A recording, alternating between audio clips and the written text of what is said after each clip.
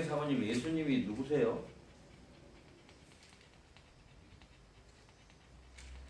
우리의 구원자. 우리의 구원자로 이렇게 알고 있습니다. 그러면 우리 집사님은 예수님은 누구세요? 우리 죄를 사해 주신 우리의 죄를 사해 주시는 분이시다. 또 우리 어머니는 예수님이 누구세요? 하나님의 아들. 하나님의 아들이다. 또 우리 전 집사님은 우리 알아가려고 노력하고 있어요. 알아가려고 지금 현재 노력하고 있다. 또 우리 저기 박 집사님, 예수님 누구시죠? 하나님의 아들이며 우리를 죄를 다 씻으시려고 오신 분. 하나님의 아들이시며 우리의 죄를 다 씻으시려고 십자가를 지러 오신 하나님이시다. 예. 여러분들의 답들은 다 정답이고요. 우리 또 전지사님 정답은 더 큰 정답이에요. 예, 정확한 정답이에요. 더 알아가려고 하고 있습니다. 얼마나 좋은 정답입니까? 지금 우리가 하는 이걸 이제 하나의 우리가 지금 예수님을 누구라고 하느냐, 이게 우리가 지금 예수님을 누구라고 생각하느냐. 그래서 이제 예수님 자신이 먼저 이제 제자들에게 물어봤죠. 야, 지금 내가 막 죽은 자도 살리고 문둥병자도 치유하고 안진병에도 일으키고 소경의 눈도 뜨게 하고 오병이어 빵 5개 물고기 2마리로 막 5,000명도 먹이고 막 무리를 또 걸어도 다니시고 막 온갖 기적을 막 또 죽은 막 나사로도 막 무덤에서 나와라 살리시고 이런 주님을 지금 많이 지금 경험하고 있단 말이죠. 사람들이, 군중들이. 그 예수님 한번 물어봐요, 제자들한테. 야, 사람들이 나를 누구라고 말하냐? 이렇게 물어보니까 여러분들이 지금 고백했던 답이 하나도 안 나와요. 어떻게 나를 뭐라고 말하느냐? 그랬더니 오늘 성경 보니까 14절에 더러는 세례 요한 같다고 합니다. 왜냐하면은 세례 요한은 선지자 중에 마지막 선지자인데 너무 신실하게 살았던 사람이거든요. 소위 말하면 수도사 같은, 지금으로 말할 것 같으면 수도원, 광야에서 이 짐승의 털만 이렇게 걸치고 평생을 그렇게 그 잘못된 세상에 대하여 강하게, 그 잘못된 그 타락한 이스라엘 백성들을 향하여 강하게 책망하는, 아주 예수님도 인정을 해줬어요. 여자가, 그러니까 결혼해서 낳은 이 사람 중에 제일 큰 자가 누구다? 세례 요한이다라고 예수님 직접 평가를 해주셨거든요. 그러니까 세례 요한은 이제 마지막 목이 잘려서 순교를 했어요. 그러니까 세상 사람들이 나를 누구라고 하느냐 그랬더니 그 세례 요한이 다시 꼭 세례 요한이 아니냐 이렇게 본다는 거예요. 그래? 그럼 또 나를 누구라고 하느냐 그랬더니 오늘 보니까 엘리야라고도 말합니다. 그래요. 엘리야는 누굽니까? 하늘에서 불을 내린 사람이에요.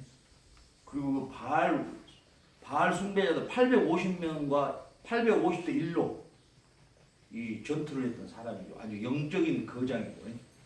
그 기도하면 하나님께서 비도 내려주셔버리고 기도하면 또 비도 멈춰버리게 해주시고 엘리야의 기도를 다 들었고 또 엘리야는 더 위대한 게 죽음을 맛보지 않고 하나님이 그냥 데려가요. 그러니까 그 데려갔던 그 엘리야가 다시 왔지 않느냐 이렇게 예수님을 평가해요.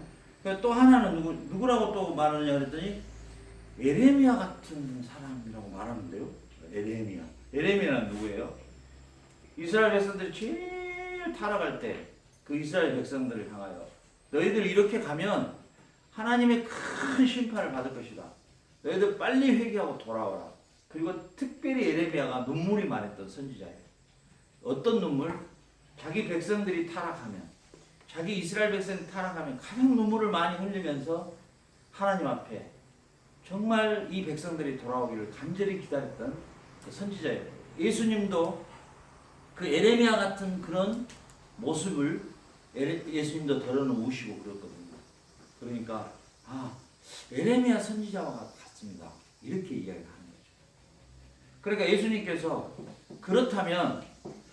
그렇다면 너희는 내가 누구라고 생각하느냐 이렇게 묻는 거예요 지금. 그러니까 거기서 다른 제자들은 머뭇머뭇거리고 엘리야일까?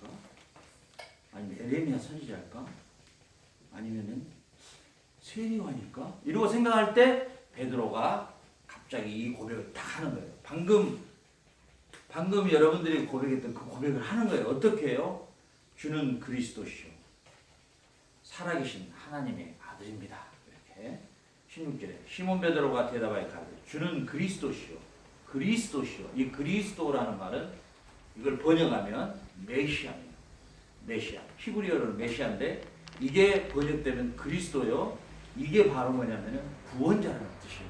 그러니까 베드로가 갑자기 예수님은 구원자시요 살아계신 하나님의 독생하신 아들입니다. 정답을 꽝 맞춰버린 거예요. 그러니까 예수님께서 그 말을 들을 때 너무 기뻐하시는데 너가 지금 나에 대해서 그리스도시요 살아계신 하나님의 아들이라고 하는 그것을 어떻게 네가 고백할 수 있었느냐를 17절에서 예수께서 대답하여 가로사대 바요나 시몬아 네가 복이 있도다. 네 이 고백 이 사실을 알게 하는 이는 혈육이 아니요 어디 대학교 가서 배운 것도 아니고 누구에게 훈련받아서 배운 것도 아니고 하늘에 계신 내 아버지께서 너에게 가르쳐 줬다는 거예요. 자 여러분 오늘 여러분들이 방금 그분은 우리의 죄를 위하여 우리의 죄를 씻기 위하여 이 땅에 오신 하나님의 살아계신 하나님의 아들입니다. 또 우리의 구원자이십니다. 이렇게 우리가 이 고백하는 이 고백이 여러분 놀랍게도 하나님께서 우리에게 알게 해주셨다는 사실이에요. 이게 은혜입니다. 1차적 은혜. 이게 1차적 은혜입니다. 우리가 눈에 보이지도 않고 들리지도 않고 손에 만져지지도 않고 우리가 2000년 전에 갈보리에 가본 적도 없고 예수님이 십자가에 달린 걸 본 적도 없고 단지 성경이 그렇게 기록되어 있을 뿐이지 우리는 실질적으로 본 적도 없는데 우리가 우리의 구원자시요 우리를 죄와 사망에서 구원할 메시아라고 우리 죄를 씻으신 십자가를 통하여 우리 죄를 씻으신 우리의 구주라고 이 고백하게 한 이 사건은 바로 하늘에 계신 하나님께서 우리에게 주신 선물입니다. 이걸 은혜라 말합니다. 여러분 이 은혜가 어디까지 이어져 버리느냐? 영원한 영생의 삶까지 우리에게 이어져 버리는 이 놀라운 사실이라는 것입니다. 오늘 베드로가 이 고백을 했는데 이 고백을 분명하게 했어요. 근데 예수님께서 네 지금 고백은 하나님께서 너에게 이 놀라운 비밀을 가르쳐주고 너가 알게 해줬다. 이렇게 말씀하셨는데 베드로는 이 고백을 지금 입으로는 했지만 얼떨결에 했어요. 했는데 베드로는 주는 그리스도시요 살아계신 하나님의 아들이 무슨 일을 해야 할 건지는 전혀 몰라요.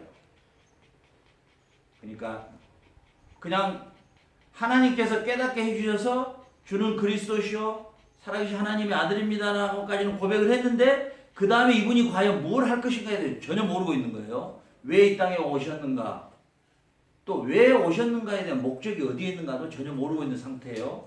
그랬을 때 예수님께서 이렇게 말씀하시죠. 21절에 보니까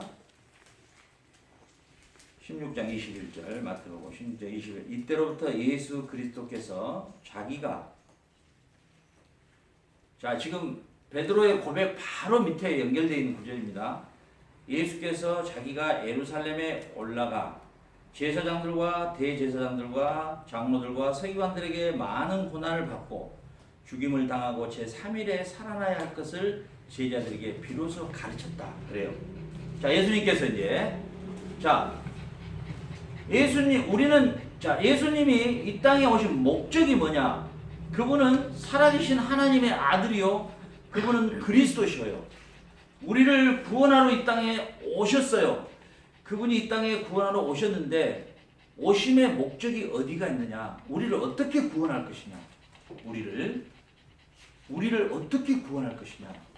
예수님께서 십자가의 사건을 통해서 우리를 구원하시는다는 이 사실을 이미 예수님 오시기 전에 800년 전에 이사야 선지자가 자세하게 하나님의 계시를 받아서 기록이 났다는 사실이에요. 이분이 우리의 메시아가 올 텐데 우리 그 메시아가 갈 텐데 그 메시아가 어떤 일을 행할 것인가에 대해서 이사야 53장에 쫙 기록이 났다는 사실이에요. 여러분 잠깐 이렇게 한번 생각해 보세요. 그 세상에 세상에 우리가 잘 아는 소크라테스니 플라톤이니 공자니 맹자니 노자니 이 나름대로 사람들이 호칭해주는 그런 성인이란 말하는 사람들 있잖아요. 그 중에서도 우리나라에도 그런 좋은 분들 많이 있죠. 백범 김구 같은 사람들, 다산 정약용 같은 사람들, 안창호 같은 사람들, 김교신 같은 사람들. 우리나라의 역사 안에서 참 귀한 분들이 많이 있죠. 근데 여러분 한번 생각해 보세요. 무려 에덴의 동산에서부터 무려 우리가 추정하기는 이 지구의 역사가 길지 않습니다. 6,000년에서 7,000년 사이예요. 전 역사가. 그러면은 무려 6,000년 전부터 처녀로 잉태하여 올 메시아가 그의 이름은 무엇이고 어디에서 태어날 것이며 그가 태어나서 어떤 일을 할 것이며 그가 십자가에서 어떤 고난을 당할 것이며 그리고 그가 죽고 난 다음에 부활할 것이라는 그런 스토리가 미리 예시되어 있는 인물이 있는가요? 우리 인류 역사에 6,000년 전부터 그렇게 미리 예시된 사람이 한 사람이라도 있었냐고요. 우리가 신화를 뒤져봐도 그런 건 없어요. 단지 태몽 꿈을 꿨더니 김유신의 태몽 꿈을 꿨더니 강감찬 장군의 태몽 꿈을 꿨더니 이런 건 좀 있어요. 그래서 그가 나중에 이순신 장군의 태몽 꿈을 꿨더니 얘기 때부터 칼을 손에 쥐었더라. 이런 것들. 그래서 지금의 장군이 되었다. 이런 신화적인 스토리는 있어요. 그러나 보세요. 이 성경은요, 1600년 동안에 이게 1600년 동안에 쓰여진 겁니다. 여러분, 아무리 좋은 서적도 1600년 동안 써진 책이 어디가 있답니까? 이게 1600년 동안이에요. 그렇죠? 40명, 70명 거의 이제 성경으로 합류되지 못하는 것도 외경이라고 많이 있어요. 어찌됐든 간에 1600년 동안에 수십 명을 거쳐서 기록된 것이 바로 이 성경입니다. 그런데 놀라운 것은 하나의 정확한 통일성을 갖고 있는데요. 창세기부터 시작해서요. 이 계시록에 이어지기까지요. 정확하게 기록되는 게 한 가지가 뭐가 있냐면요. 예수 그리스도에 대해서예요. 예수 그리스도에 대해서. 이 성경의 줄거리의 핵심이 출발이 어디냐면 에덴의 동산에서의 아담의 타락이에요. 에덴의 동산에 아담이 타락했지 않으면 이 성경이 있을 필요가 없어요. 그렇죠. 아담에게 먹는다는 정령 죽으리라. 아담이 먹고 난 뒤에 하나님은 영원히 죽어야 될 인생들을 구원하시겠다고 하는 하나님의 구원 역사의 계획을 그때 세우세요. 세웠는데 누구를 통해서 구원할 것이냐? 바로 예수 그리스도를 통해서 구원할 것을 창세기부터 창세기 3장 15절부터 여자로부터 처녀로부터 잉태된 아들이 어디에서 태어날 거냐? 이사야 선지자에서는 베들레헴이라는 데서 태어날 것이다. 베들레헴. 누구에 의해서 태어날 것이냐?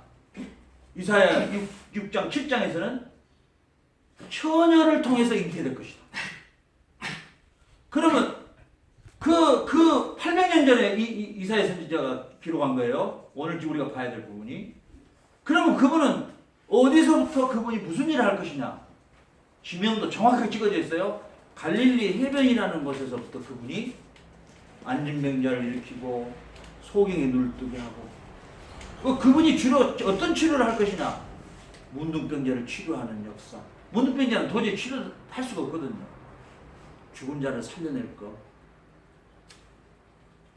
정확하게 기록되어 있어요. 특별히 이게 우리 인간을 어떻게 구원할 것이냐? 그분이 우리의 죄를 다 십자가에서 짊어지실 것이다.